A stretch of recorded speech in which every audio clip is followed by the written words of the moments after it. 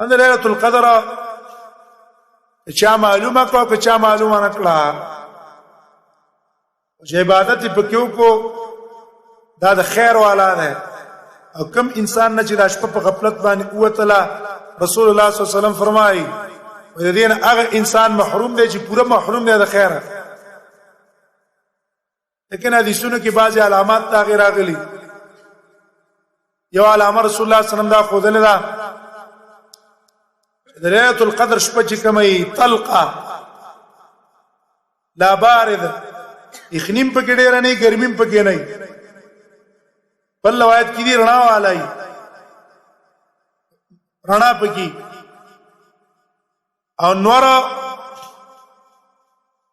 بل راځي علامه کله نور راخیږي سار ټیم کې داغه شعاف الوجه نه دا سیله کې د تص پشان او ډیر اتپش او ګرمایشم پای کې نه دغه علامات دي رسول الله صلی الله علیه وسلم خو دي چا معلومه کړي ډیره خدا که معلومه نکړي هم اصل مقصود عبادت ته د الله